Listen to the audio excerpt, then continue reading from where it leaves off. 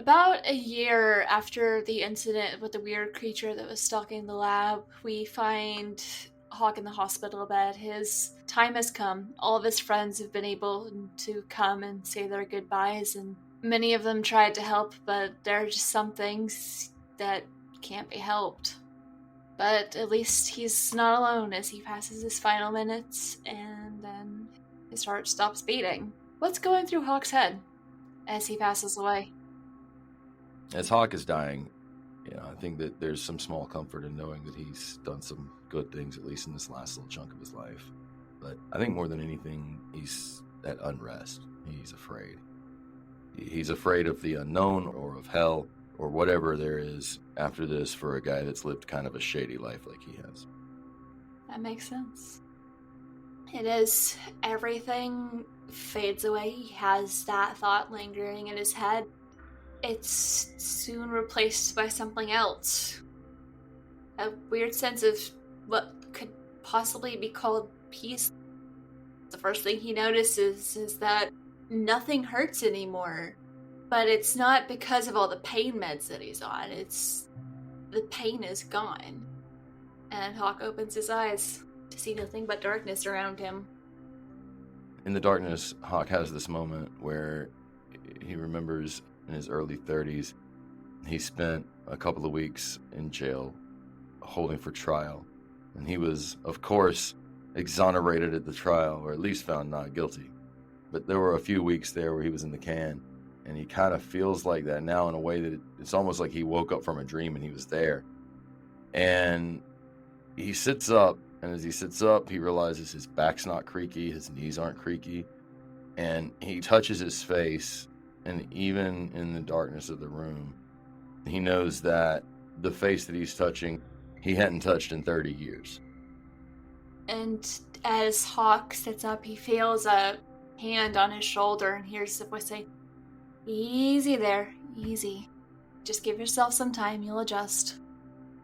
Hawk looks around futilely in the dark. The hand on his shoulder is the only thing that's comforting, and he does this like really, really childish move, and he reaches his hand up and puts it on top of the hand that's on his shoulder for whatever small comfort that can bring. And he doesn't turn around, he just speaks straight ahead and says, "Where am I? Is this hell?" Don't worry, you're not in hell. Your vision will come back soon. This place is a little hard to explain, but you'll get used to it. You may also be starting to realize that voice feels familiar. So Hawk is trying to place the voice, and it's like when you're looking at somebody's face and you can't quite get their name.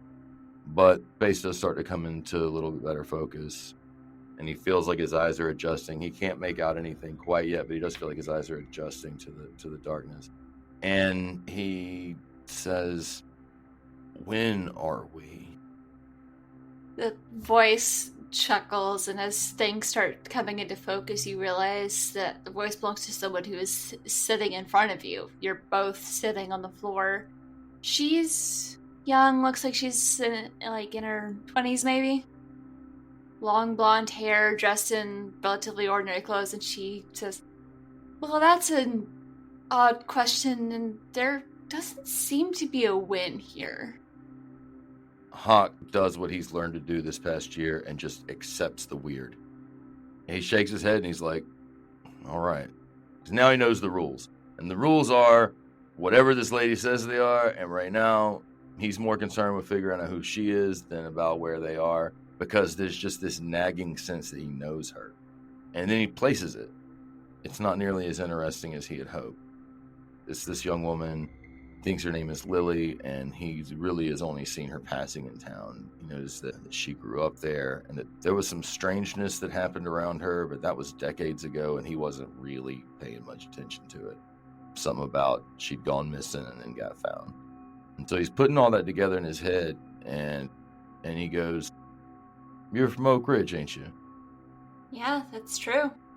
Also, I will mention another thing you remember is it was someone named Lily who got you the passes to get into the lab.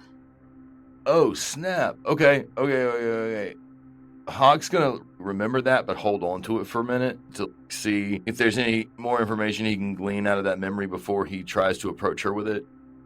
He says, "Did you die too?" I'm not really sure. Years ago, I was out playing with some friends in the woods. We weren't supposed to be out there, and I got a little lost and I fell asleep, and I just woke up here. Been here ever since. Hock remembers newspaper headlines and stuff like that from that time about, the girl gone missing and stuff like that, and it sort of falls into place for him. Yeah, that was a really weird event. You also remember she was found about a day or so later. Yeah. And it seemed like a really big deal to be made about a kid, like, just wandering off and coming back. But something about that was memorable, and it seemed to leave a mark on the town. And while he's thinking about that, he realizes that this is all making him a little bit dizzy. This is all almost too much. And he looks down at his hands, and his hands are the hands of a much younger man. But they're his hands, without a doubt. Same scars, same knobby knuckles. But he, again, just accepts this as the reality. Must be 20, 30 years younger. And he looks at Lily and goes, "How old do I look?" You look like you're about in your 30s. Yeah, this place has a weird habit of doing that. Because I came in when I was still a kid, and I aged up to a certain point and I just stopped. Yeah, time works differently here than it does in the other worlds. So Hock takes a big breath. And he sighs. And he says, "Well, I sure as hell ain't gonna wait around. What are we doing next, Lily?"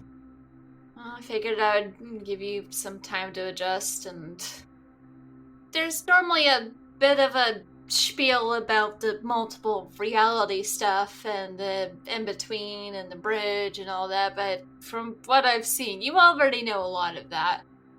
I'm not sure how this place in particular came to be, and she kind of looks around and everything around you is still blurry, but you do feel like you're in a place. I just call it nowhere. Seems that things that get misplaced from different realities, or I think in your case, since you were touched by the in-between, but it didn't consume you, I think this is where we end up, and we've just been trying to figure out what's going on ever since. Hock puts his hand on his stomach because he feels nauseated. And there's a certain amount of joy in the way that he feels it, because it is not the pain that he has been in. And it is not at all like the pain that he's been in. This is just like a regular 30-year-old fella having a tummy ache, which sucks, but is not, chronic deadly illness, right?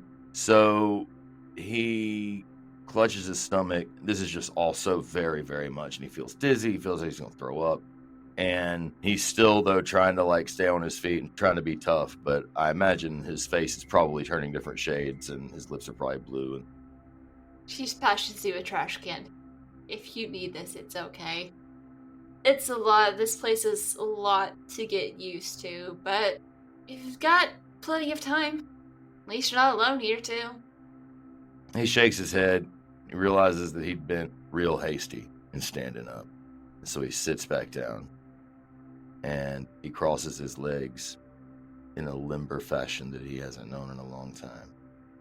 And puts his head in his hands and just tries to make some sense of it all. She just reaches down and gently pats Hock on the head. It's alright. You've been through a lot. I was able to see. We can't interact with anything from in here, but we can watch things, and that was a brave thing you did. Your friends are gonna be okay. Hock looks up and manages a grin and goes, "Yeah, I was pretty badass for a minute." And then he kind of chuckles and puts his head back down. Yeah, not many people could have let go of that power, or not completely given in to it. And now he doesn't have anything to say, because that was the hard part. And so he nods his head quietly. Like, he can't even joke about how hard that part was. He can joke about getting caught and getting the thing on him and in him, but he can't joke about getting free of it.